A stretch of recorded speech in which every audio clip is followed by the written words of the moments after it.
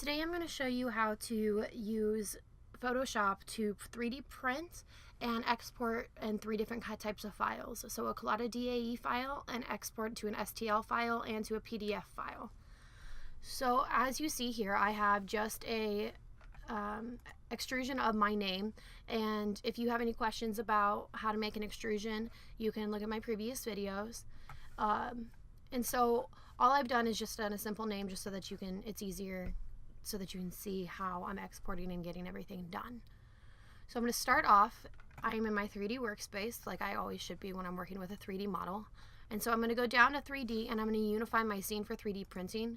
That just makes everything, as you see, it says when you unify a model for printing, you will end up with a single mesh and a single material that basically flattens everything and so that it's all the same. You will see maybe some different color changing if you have a specific color. See, as you see, mine kind of went a little bit darker than what it was, and that's just because it's getting ready to be able to print. So first we're going to start off by doing my different exporting to my different files. And so I'm going to go to 3D, export 3D layer, and so I'm going to start off with the STL file, and you're just going to scroll down here. You're just going to scroll down and it's this STL file. I'm just going to go ahead and put it on my document, and I've named it Name Extrusion. It doesn't matter what you name it or where you put it as long as you have somewhere to put it. And so you're just going to hit save, and see, as you see, this file is huge. It's 133 inches by 41 inches. And so if you want to make it something smaller, like you only want your name to be 3 inches wide, then this is where you would do that. And you hit OK. And then for the Collada file, you're going to go to the same thing, File, Export 3D Layer. It's already on Collada DAE, and so you're just going to hit Save. And you want this is kind of one of your own options, but if you put it in PNG, it's more universal. For web showing, you can do a JPEG or any other, or a TIFF. But a PNG is going to look good on a website. So you hit OK, and it's as easy as that. And then next we're going to do the 3D PDF. And so for that you're going to instead of saving it as a Collada DAE, you're going to save it as a Flash 3D. And you're going to hit save. And as you see, this 3D export options comes up. So you want to make sure that you're in the PNG format. And you're also going to want to make sure that you're in the maximum image quality. And you want it to be something like 800 by 600 or something big enough in a web browser that you're going to be able to see it. And so this right here, this web browser, open in a web browser, this is just going to give you a preview whenever you, it's not wanting it's just going to give you a preview of what it looks like on the web. And as you see, you can actually interact with it. And so you can make it on kind of how it's going to look on your website. And see, that's what it would look like. And you can do the different sides or anything like that. So I'm just going to exit out of that. And what I'm going to do is I'm going to bring up my Finder, just so that we can look at these different files and kind of explain a little bit more why there are so many of each. So you have 4 saves for the Flash 3D, and a lot of that is not just for your image, it's also for the preview into a web browser. So you have the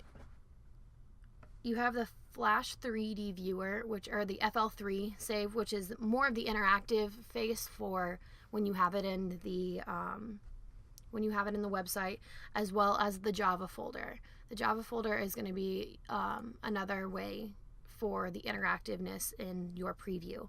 The HTML is a container for your website, just to put it in there. It holds the bounding box of that. And the SWF is the pan and the orbit and the different 3D modes that you can view and move that object for. The Collada it's an interactive 3D format, so it doesn't necessarily rely on Flash to view it, which is a great way to do that. What's best is to put everything inside folders. What I didn't do was I didn't separate each save into a separate folder. And you have a texture format that helps with, that's showing the bevel or the anything else that you have in it. So next what we're going to do is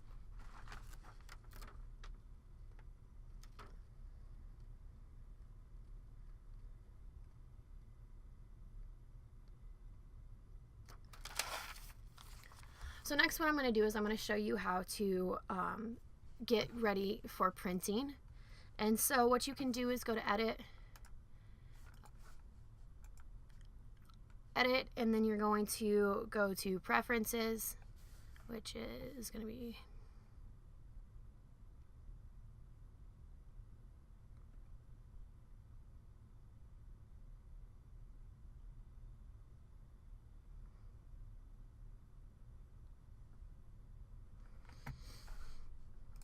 So now we're going to get everything ready for printing, and so what you're going to do is go to 3D, and you're going to go down to 3D print settings, which is down here. And as you see, it just kind of made everything, so you're going to make sure that you have everything that you want here. The scene volume, I'm going to make it down to, I'm going to make that smaller again, because it's just going to help scale to print volume.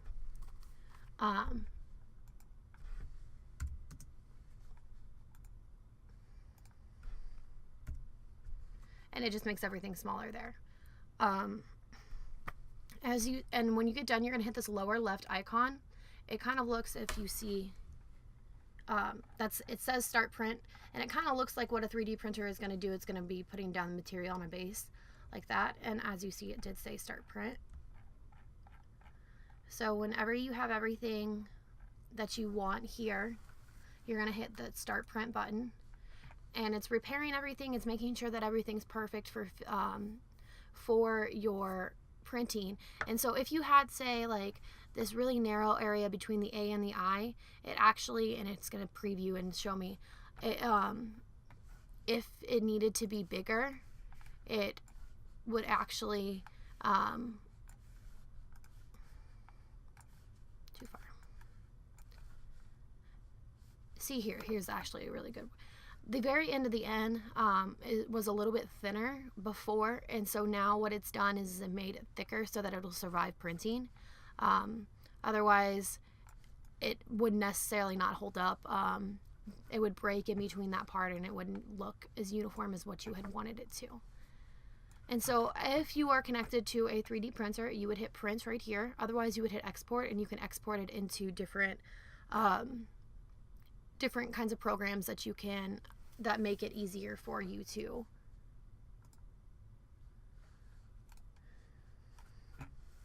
Here you would hit print if you had a 3D printer. Otherwise, you would hit export, and you can export that into different programs that would allow you to print from there.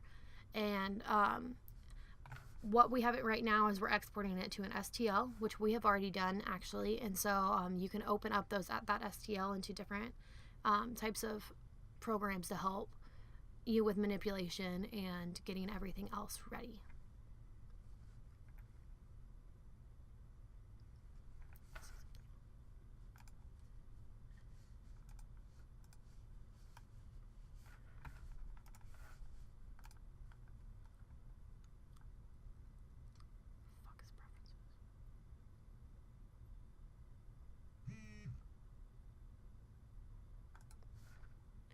Okay, and that is how you do 3D printing, and you save it to 3 different types of file types in Photoshop. If you have any other questions, please look at my other videos, and we will see you next time.